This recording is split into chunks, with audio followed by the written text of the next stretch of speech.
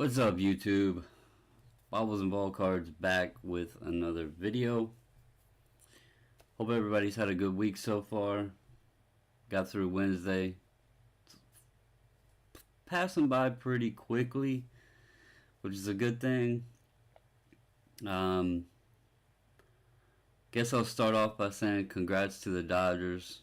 I guess after they got cheated a couple times, they kind of deserved it, but this season was a write-off. So, but at least they got a title, so hey, they can say they're World Series champs. So congrats to the Dodgers. LA got two championship teams, two pretty big historical teams with championships. So that's pretty good. What's up, Mile High? What's up, Robert? Hope everybody's having a good day. I posted something up in the group, what was it, Monday? Asking people if they would be interested in knowing a strategy, I guess you could say, or an approach that I've taken. I'm not trying to tell anybody how to sell their stuff. I want to make that clear right off the bat, right off the get-go. I'm not telling a damn soul how to sell your stuff. They are your items. You sell them how you want to sell them. But I have had people ask, I guess, that have never been to card shows. They've asked, do dealers buy? Do they trade? You know, that sort of thing. I know there's a lot of new people in the hobby, or a lot of people that are coming back. They haven't been to shows. Obviously, COVID's kind of made that difficult to begin with. But there has been some pop up and people have asked questions. So what I want to talk about tonight, this is not for selling on eBay. I also want to stress that the strategies that I'm going to go over with you is not for eBay. But you can use it for going to card shows. You can use it for a Facebook group. You can use it in maybe Facebook Marketplace. You could use it at your local card shop. So it has a lot. And also, I just started using My Slabs last night. And I'm going to tell you, if what I'm doing wasn't working, I listed 11 cards on My Slabs last night. And by the time I woke up this morning, 7 of the 11 cards I listed had sold. Now, 3 of them I ended up having to cancel the transaction because I had a little mishap with My Slabs and they suspended me because my pictures weren't good enough. So I've corrected that. I am reactivated. But unfortunately, 3 of the sales I had to relist and the guy hasn't repurchased them yet. It wasn't allowing him to make the transaction, the payment. So I did email him and told him that I canceled them and I relisted them. But anyway, this isn't rocket science, but it's more, I want to talk about this to kind of open eyes. And you know, I told everybody Saturday when I was able to buy the Jordan and the Kareem and the Walter Payton, how much I had sold at the shows, or at the show Saturday. And people probably thought, you know, some people might have thought he sold his Nolan Ryan, or he sold his LeBron, or he sold his Jim Brown, or something like that. I didn't sell any of that stuff, and I won't sell any of that stuff. I've shared with people my stash boxes. They see all the slabs I have stashed back. I don't touch that stuff. The cards that are on screen right now, this is the kind of stuff that I'm talking about. How you can turn these 4 into this And it takes time. I'm not going to tell you you can sell those 4 cards and turn them into a Jordan. That's not what I'm saying. Actually, Mile High was at the show. He witnessed like the sales I was making. But I wanted to just kind of go over a little bit of what my thought process was. I'm using those cards on the screen, but I want to turn the camera real quick. All of these slabs that you see there, that's all stuff that I'm planning on selling. And most of that is things just like the 4 cards you see on the screen. It's stuff that I don't want. I don't want a Luka second year optic. I don't want a Luka second year prism. I don't care about the Kobe White. I've had I don't know how many Kobe Whites. Those are things that are easily replaced. They're easily replaced. But there's things that I've wanted that's taken me till I'm 40 years old to obtain that I can't just get on eBay and buy every day. So, we all get stuck on how much is a card's worth, what are comps on a card, whatever.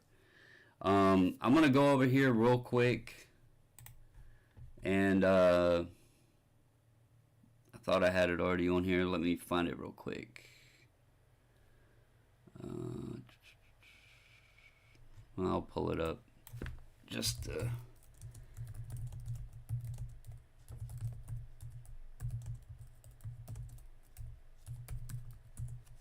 Alright, I'm going to go over here to the other screen. Alright, here is the Prism Luka. You can see right here, the last one sold for $47.50. You had a couple here with Investacard that went pretty high. I don't know what was up with those two, but I discounted those.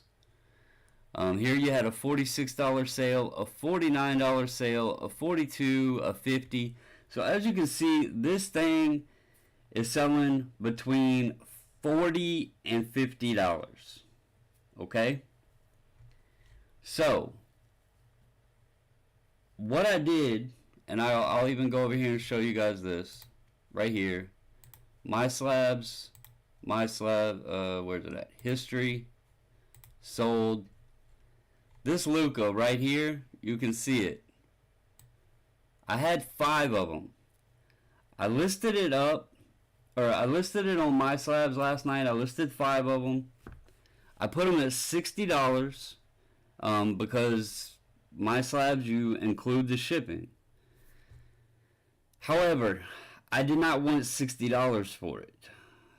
That card is selling for, like I said, 40 to 50 bucks. So I put it as a best offer, knowing that with that people would send me an offer. The guy sent me 45 bucks. I took it. Essentially what I was taking there was $40 plus $4 to $5 to ship. What I was doing at the show is if somebody at the show wanted that Luka, I would go here and I would take this, I'd average it out to about $45. I would cut 10% right off the top because if I sold that card on eBay, I'm going to lose my eBay fees. So I was cutting 10% right there out of the top. So at that point, if you're at $45, you might as well knock it down to $40. So then I would think, okay, this guy has got cash in hand. He's going to pay me right here, right now, cash money if I sell him this card. And he's going to want to make a little bit of money off of it. So if I can sell this right now and put money in my pocket, and I knock another 10% off, I'm only going to be losing $4 to put money right there on the spot in my pocket. Now, obviously, I'm using the Luka as the example here. If you take a $60 card, you knock 10% off, you're taking $6, and then you're down to $54. Take another 10%, you're going to be around $50, okay? So, you're losing, $5 on that sale. Don't think about it as that you're losing money. Do not think about it. Because if you go here, and let's just pull these up, 2019 Prizm Luka. If I go on eBay, and I put that card on eBay and tried to get the eBay comparable value, look at how many we have. We have one here, one here, one here, one here, one here, here, here, here. I mean, you got what, six, $7, or 6, 7 different ones on there? What happens when you do that is you're competing with all of them other sellers. You're competing with them. If I list mine for 70, somebody's going to drop theirs. They're going to take an offer at 50. Then the next buyer is going to want mine less. You're just competing. If you can put money in your pocket, cash money right there on the spot, take that $3, $4, $5, hell, take $10 loss because you're putting cash in your pocket. If it's a card that you have absolutely no care about, you don't want it, you're going to sell it no matter what, put the cash in your pocket. Don't worry about that $3 because by the time you sit there and wait for it to sell on eBay, it could drop. Or another seller could get impatient and lower their price, and you're going to end up being lower anyway. So, if somebody, what I was doing is I showed y'all the boxes on Saturday. I had, several cards with me, and it was all stuff that I did not give two craps about bringing back home with me. And that is key, guys. If it's a card that you're not 100% sure that you want to let go, stay strong on your price. Set yourself, like I sold one of my duplicates of Tom Brady. Okay? I had a bottom price on that one. Okay? Something like that, stay strong on your price. But like stuff like this, let that go. But what I would do is I would show them, I'd let them look at all my boxes, and what they were doing is they were taking stuff out.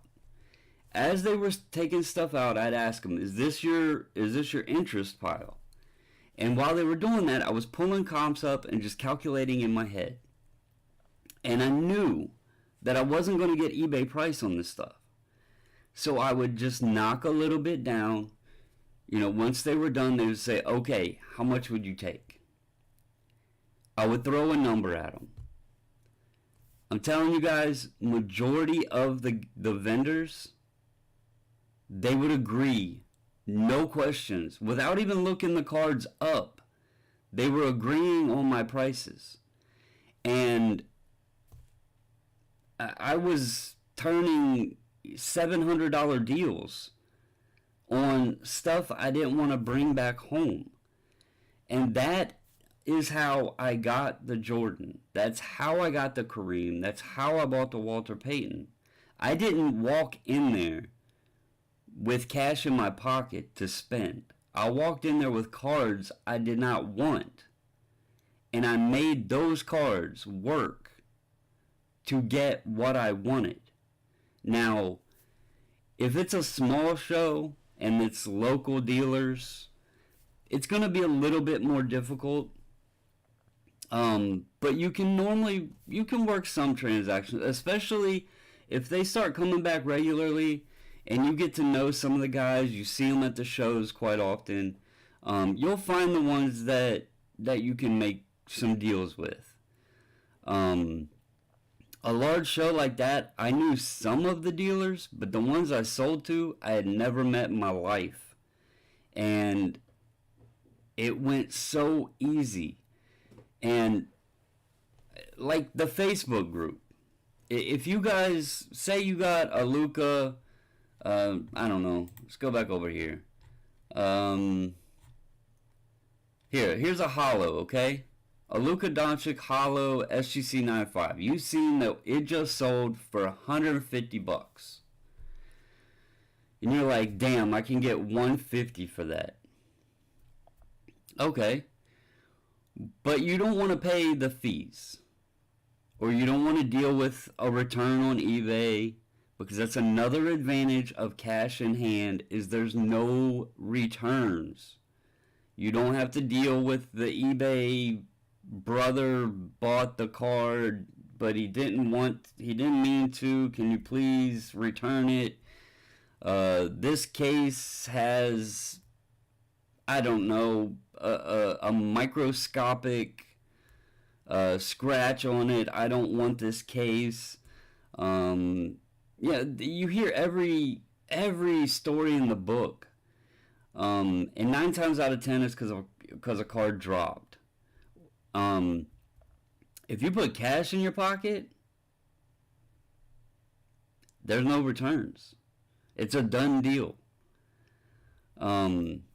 So that 5, 10, even on the Luka, if you took 10% off of that and knocked it down $15, it's cash in hand. You don't have to worry about it. That less hassle. That's one reason I'm trying out my slabs. Lower fees. I can be more lenient on my prices. I don't have to sit there and compete with, sure, eBay gets a lot of traffic, but it has a lot of sellers too. So it's just something to think about. Don't go undercutting on eBay, because that's when you're going to start seeing prices drop and drop and drop. But if it's something outside of that, where, the comps are being shown, what everybody's using to look at prices, feel free to be a little relaxed on your price. I mean, unless you have to squeeze every dollar out of every card, loosen up the belt a little bit. Think about putting that money in your pocket.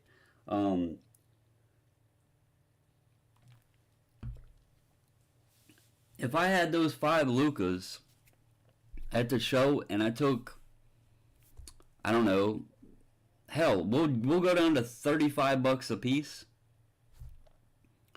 That's $175 cash in my pocket. I paid $200. I paid $200 for my Walter Payton. I could have bought Walter Payton essentially with 5 second-year Luka Doncic prisms. A Walter Payton rookie for some Luka Doncic prisms.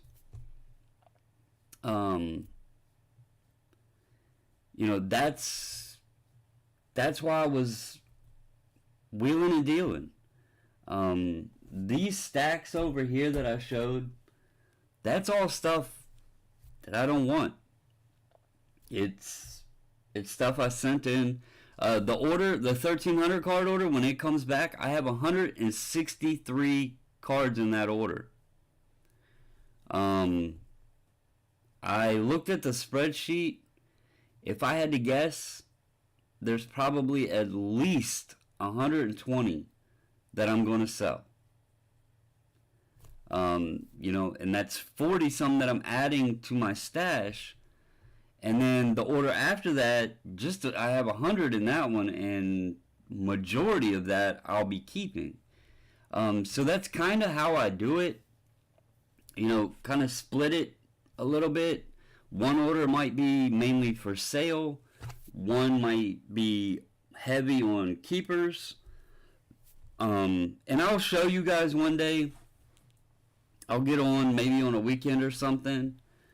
And show you guys just what I've accumulated as my PC, if you want to call it that.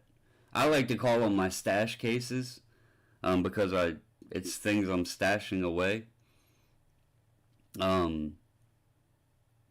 But again, I'm not trying to get on here and tell everybody, hey, yeah, sell your stuff cheaper. Sell your stuff cheaper. It's not what I'm preaching. I'm just trying to give an idea or a change of thought when you're trying to make some money to buy something you really want. Sacrifice those $2, $3, $4, $5 on a sale, $10 on the sale if you have to add to your wallet. In the long run, are you going to be more happy with the card that you couldn't come to a deal with? Or are you going to be happy with the cash that you put in your pocket to put towards the card that you're trying to get? Which one are you going to enjoy more? Which one is going to make you just sit and stare at it? Because I can tell you right now, I don't care about that Luka. Y'all seen how much I made off of LeBron Prisms from 2019? I mean, I don't even remember how many of those I sold. I still have one, but that's because I had to get the case fixed, and I just didn't care, and I finally sent it off to get fixed. But it's not, like I said, it's not rocket science. It's not a secret. It's more of you have to be open-minded and think at the bigger picture. Don't look at the $2 on this card, the $5 on this card, the $6 on that card. Don't look at what you're lowering your price for. Look at the end result. I sold almost $4,000 Saturday. I probably left, I don't know, 100, 150 bucks on the table. I don't know exactly. Because I'll be honest, there's only 3 cards that I can tell you guys that I even sold. And that was 2 Charizards and the Tom Brady rookie. That was almost 2,100 of what I sold. But I had bottom prices for all 3 of those, and I got, actually a couple of them I got more than I was expecting. But this kind of stuff, I'm not worrying about it. And I'm starting to work on loading up the My Slabs. Let me see if I can go on here. I've got some stuff. I've been trying to work with the pictures and everything to make sure I don't get suspended again. I don't want to be put in timeout anymore.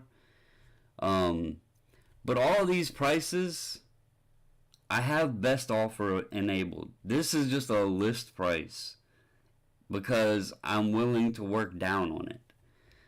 So when you look at this, you're like, oh, you just said 40, $45 on that card, and you got it at 60. It's got best offer enabled. This is the haggle price. So you can see here, everything is priced under $100, and everything has best offer. So I have all of this. Oops, I don't have the camera. All of this stuff I am going to be working on getting put on there. So that's going to be a project.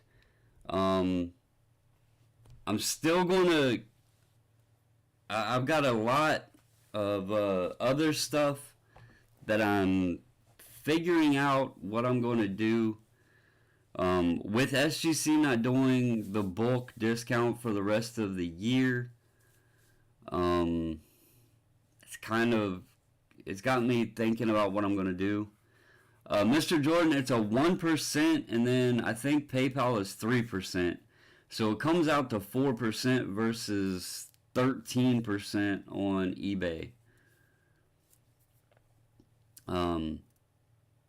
But yeah, I like this because that 1% versus the 10% on eBay, that gives me 9% that I can work on my prices to move stuff quicker.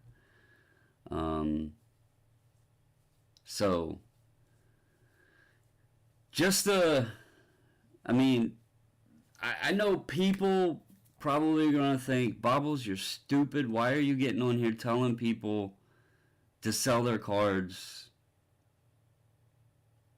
for less than what, if it'll sell this on eBay, why would you sell it for less? Because there's tons of cards on eBay and stuff just sits there. Mr. Jordan, like I said, I listed 11 cards last night, and when I woke up this morning, 7 of them were sold. So it surprised me, honestly. I'll go here and show you guys. Here is stuff that is sold on here, and this is what people are selling it for. Because you can go on here and see the sold for prices and what sold. So there is stuff selling.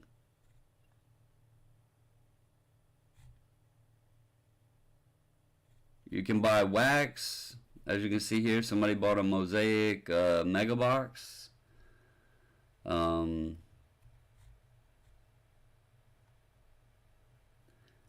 Right, Guns.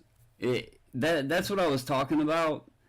If it's a card that you want a firm price for, by all means hold to that price. But if it's stuff you don't want, then why hold on to it? If if $2 or $3, $4 is going to make or break your day, then this information isn't for you. But if you have a goal you're going after and you use cardboard to support your hobby and reach your goals, I'm just saying, it works. It really works. I don't regret anything I sold Saturday. None. So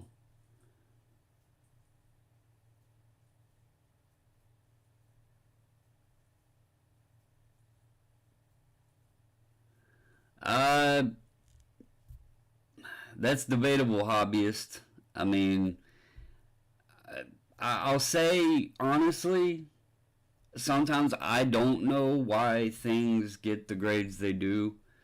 But at the end of the day, I I look at them, then they go down there and they look at them, and when they're put into the slab, it's their opinion, not mine.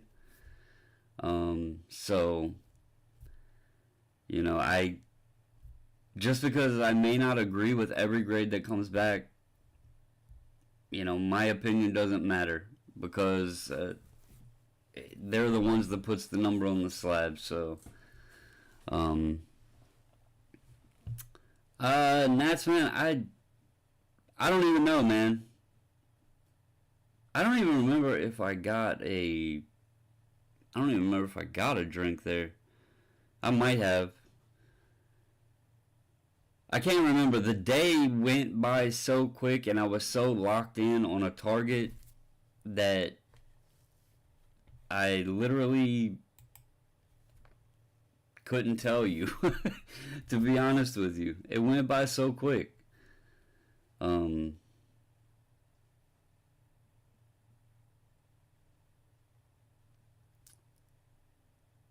that Prism had.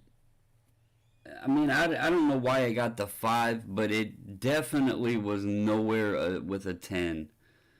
Um, so,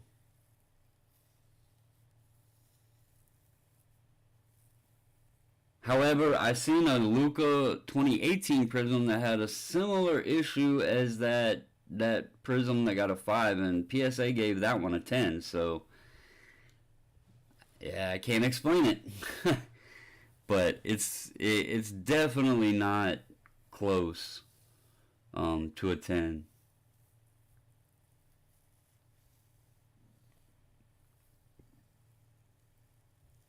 Chili, I don't like stickers.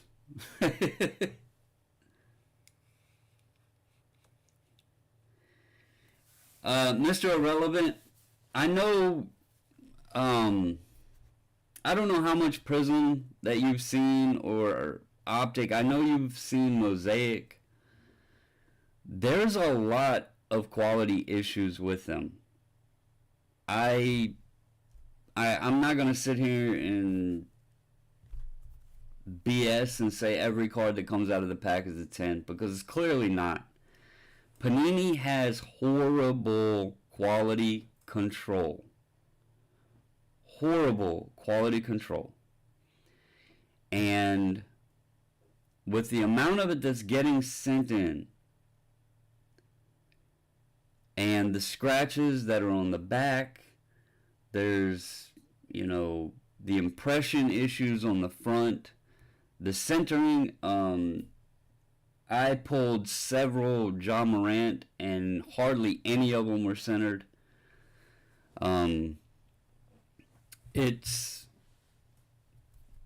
I think they just tightened down on it because it was horrible.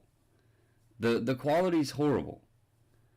Um, at Tops started getting bad in 2019 update. 2019 Series 2, I did great. 2019 update, I started having problems. 2020 Tops was horrible for me. Um, so I'm not going to knock them. That's what they get paid to do. I wouldn't want somebody that doesn't know a damn thing about the machines I build coming to tell me that I'm building the machine wrong when they don't know anything about it. We are armchair graders. We don't see the amount of cards they see day in and day out under a microscope. They get paid to do their job. That is their career. We are just people in the hobby. What we think we see, we may not see. And what we didn't see, they may see.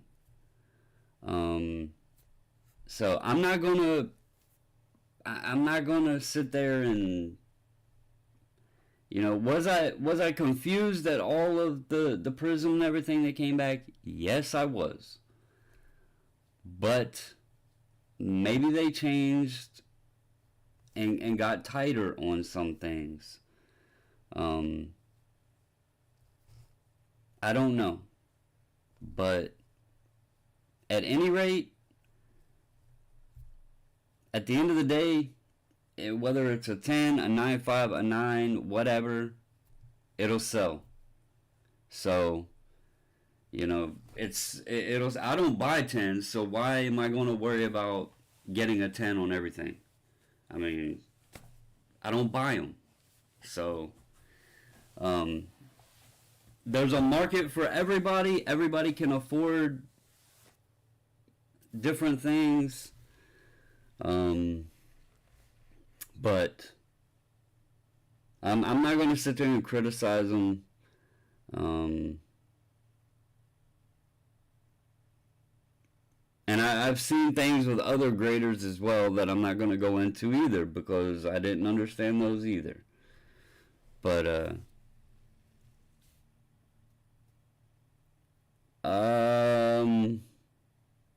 Robert, ask the missus because she checked the post office.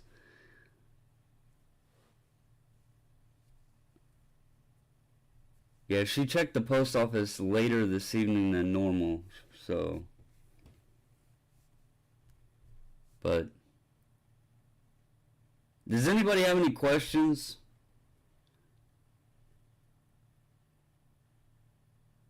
Because I know, I know some people's going to say that this was stupid, or it was bad advice, or whatever the case may be, and that's perfectly fine. But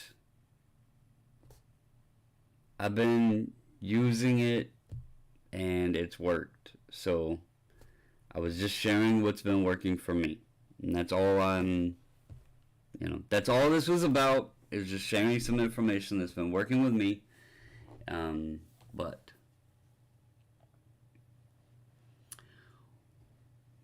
guns, that is a very good question. It's something that I need to seriously sit down and think about. I actually told JJ, I told the missus. It's kind of strange not having that big target that I want to go after. So at the moment there is a lot of targets, but I don't have one in particular.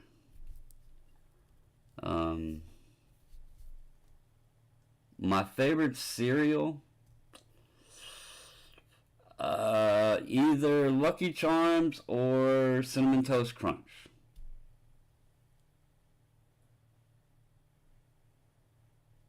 But anyway, guys, I'm gonna go ahead and hop off for the evening. I told you guys I would get on and talk about this. I tried to do it in the post, but sometimes typing it out doesn't make a lot of sense.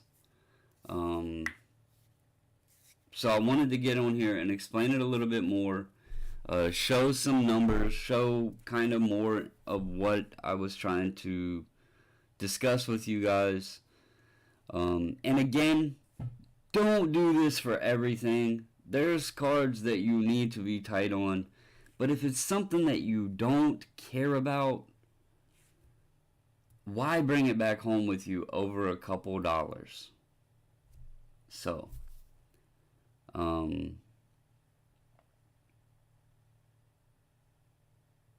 I have no idea, Mr. Irrelevant.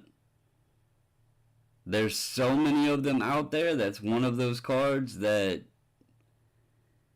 it could sit for who knows how long. It may not bring much of a premium.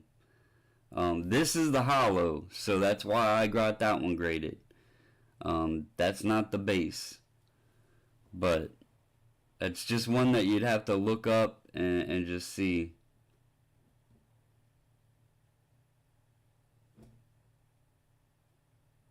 That's one that I've thought about, Chili, the 54 tops. But anyway, guys, I'm going to go ahead and hop off. I hope all of you have a great night.